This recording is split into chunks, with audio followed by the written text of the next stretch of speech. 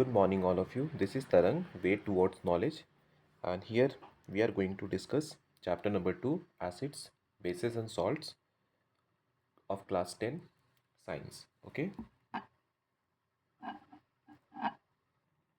तो हम लोगों ने जो फर्स्ट क्वेश्चन लिया हुआ है, क्वेश्चन बोला जा रहा है solid calcium oxide reacts vigorously with water to form calcium hydroxide accompanied by the liberation of heat. From the information given above, it may be concluded that this reaction, पहला option है, is endothermic and pH of the solution form is more than 7, is exothermic, तो सबसे सारे options एक्सो और endo के ही हैं और यहाँ पर pH वैल्यू 7 या 7 से मोर या 7 मोर देन 7 इक्वल्स टू 7 और लेस देन 7 के बारे में बोला जा रहा है। ठीक है, तो सबसे पहले एंडोथर्मिक क्या होता है, जिसमें हीट एब्जॉर्ब होता है, ठीक है, जिसमें हीट दिया जाता है। और एक्सोथर्मिक मतलब क्या होता है, जिससे हीट रिलीज होता है। ओके, तो हम लोगों को पता है कि जब भी कैल्शियम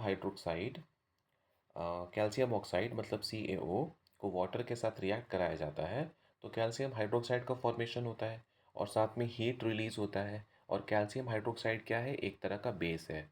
तो बेस का पीएच वैल्यू क्या होता है, 7 से ज़्यादा होता है। अगर पीएच वैल्यू 7 है मतलब वो सॉल्ट है, ना ही एसिडिक है ना ही बेसिक है। और पीएच वैल्यू अगर 7 से कम है तो वो एसिडिक होगा। ठीक है, तो इसका करेक्ट ऑप्शन हो जाएगा is exothermic and pH of the solution formed is more than 7। याद रखोगे कि जिसका pH वैल्यू 7 से ज़्यादा होता है वो बेसिक होता है। ओके, नेक्स्ट क्वेश्चन है juice of the turmeric turns blue litmus to red. Okay, it is because of the presence of an acid called, ये तो क्लियर है कि अगर सॉल्यूशन की वजह से ब्लू लिटमस रेड हो जाता है तो वो एसिडिक है। ठीक है, तो अब इसमें कौन सा एसिड है, पहला ऑप्शन है मिथेनोइक एसिड। अगर मिथेनोइक एसिड की बात करें तो मिथेनोइक एसिड मतलब फॉर्मिक एसिड, जो कि चींटी के काटने पर, कुछ इंसेक्ट्स के काटने पर और कुछ कुछ प्लांट्स में भी होता है। ओके, एसिटिक एसिड की हम लोग बात करें तो एसिटिक एसिड एप्पल्स में, पाइनएप्पल्स में, ये सब में होता है।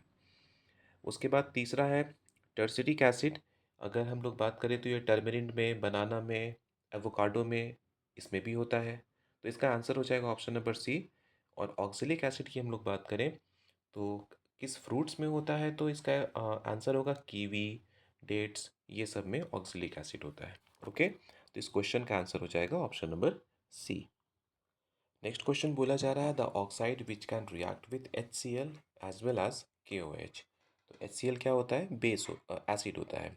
KOH क्या होता है, बेस होता है। ठीक है, मतलब एक ऐसा ऑक्साइड है जो एसिड के साथ भी रिएक्ट कर रहा है और बेस के साथ भी रिएक्ट कर रहा है।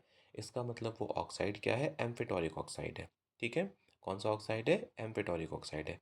एम्फिटोरिक ऑक्साइड क्या होता है, एक ऐसा ऑक्साइड जो एसिडिक और बेसिक दोनों बिहेवियर शो करता है। मतलब एसिड के साथ कंबाइन करेगा तो भी सॉल्ट एंड वाटर का फॉर्मेशन करेगा और बेस के साथ कंबाइन करेगा तो भी सॉल्ट एंड वाटर का फॉर्मेशन करेगा।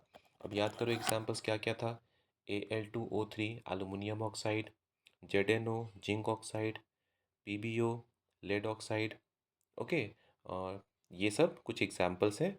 तो यहाँ पर आंसर क्या हो जाएगा, ऑप्शन नंबर बी होगा Al2O3। नेक्स्ट क्वेश्चन पीएच से रिलेटेड है। हम लोगों को पता है कि पीएच का वैल्यू 0 से 14 तक होता है। 7 मतलब न्यूट्रल होता है, जैसे कि नॉर्मल न्यूट्रल वाटर। ठीक है, अ, अगर हम लोग नीचे की तरफ जाए, बैटरी का अगर पीएच पूछा जाए तो 0 हो जाएगा। स्टमक एसिड का पूछा जाए तो 1 हो जाएगा पीएच वैल्यू। लेमन का पूछा जाए तो 2 के करीब होता है। विनेगर का पूछा जाए तो 3 के करीब होता है।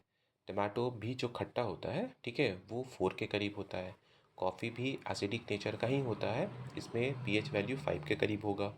मिल्क की बात करें तो 6 के करीब होता है। ब्लड 7 से ऊपर होता है। ठीक है, तो ब्लड को बेस के कैटेगरी में रखोगे, पीएच वैल्यू 7 से ऊपर 8 के करीब होगा। Okay, baking soda 9। ओके अगर हम लोग नहाने वाले साबुन की बात करें तो उसका पीएच वैल्यू 12 के करीब होता है।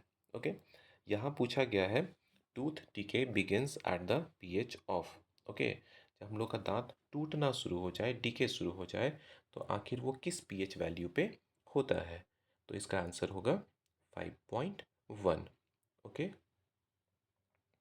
ऐसे 5.5 से नीचे जाना शुरू होता है ना, तो टूथ डीके शुरू हो जाता है। ठीक है, तो 5.5 से नीचे यहाँ पे देख लो कौन सा वैल्यू है, 5.1 है, तो इसका आंसर कौन सा हो जाएगा, 5.1 हो जाएगा। ओके, और ऐसे याद रखोगे कि 5.5 से नीचे अगर कोई भी वैल्यू रहता ना तो वो इसका आंसर हो जाता है। अगर 5.4 भी रहता है यहाँ पर, 5.3 भी रहता तो वो भी इसका आंसर होता है। ठीक है, और उसके ऊपर में ज़्यादा प्रॉब्लम हम लोगों को नहीं होता है।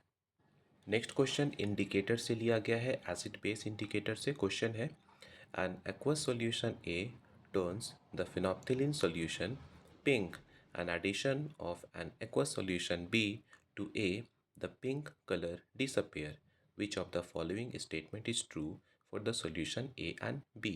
Okay, तो अगर हम लोग बात करें इंडिकेटर्स की, तो सबसे पहला इंडिकेटर हम लोगों ने पढ़ा हुआ है लिटमस, जो कि ब्लू और रेड दो कलर का होता है। अगर हम लोग एसिडिक लें तो रेड हो जाएगा, ब्लू लिटमस रेड हो जाएगा, और ब्लू बेसिक में होता है मतलब रेड ब्लू हो जाता है। ठीक है, टर्मरिक नॉर्मल हल्दी की बात करें तो एसिड में येलो रहेगा, लेकिन जैसे ही बेस लिया जाएगा रेड हो जाएगा। ओके, रेड कैबेज बहुत सारे होते हैं, मिथाइल ऑरेंज बहुत सारे। फिनॉप्थिलीन की बात करें तो एसिड में कलरलेस रहता है, लेकिन जैसे ही बेस डाला जाएगा तो पिंक हो जाएगा। याद रखना, चूँकि ये क्वेश्चन भी फिनॉप्थिलीन से ही है, तो अगर एसिड डाला जाए तो कलरलेस रहेगा। ओके, जैसे ही बेस डाला जाएगा तो बेस में पिंक हो जाता है। मिथाइल ऑरेंज का भी थोड़ा सा याद रखोगे कि एसिड के केस में येलो या ऑरेंजिस रहता है, और जैसे ही बेस डालोगे रेड हो जाएगा। ठीक है, तो यहाँ पे क्वेश्चन क्या बोला गया है, an aqueous solution A turns the phenolphthalein solution pink. ठीक है, जैसे ही फिनॉप्थिलीन डाला गया क्या हो गया, पिंक हो गया। On addition of an aqueous solution B to A, the pink colour disappears. Which of the following statement is true.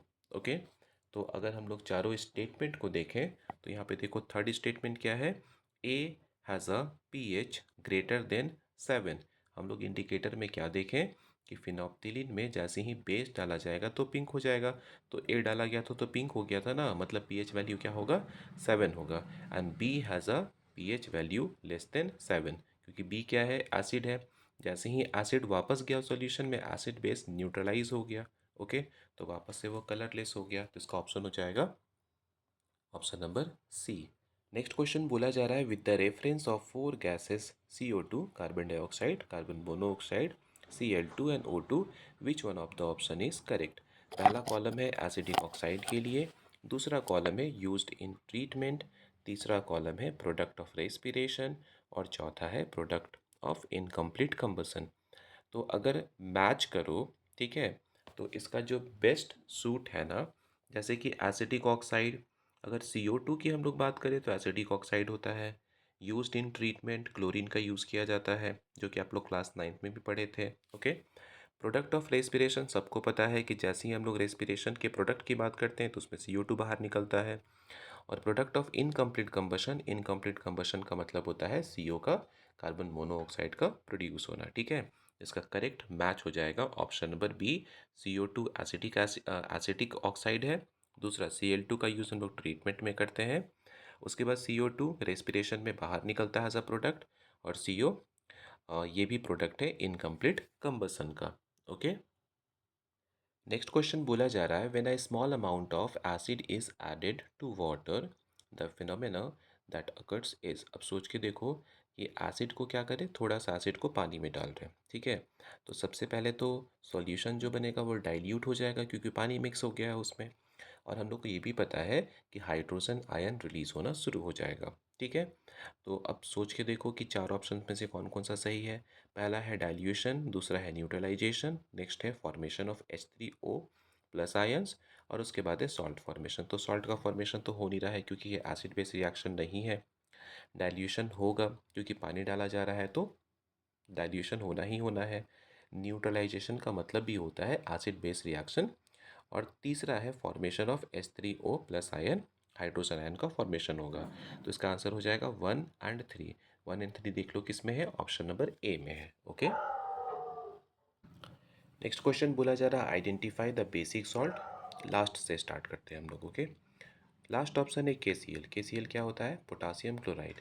ये एक्चुअली न्यूट्रल सॉल्ट होता है, ना ही एसिडिक होता है ना ही बेसिक होता है। उसके ऊपर क्या है, NaNO3।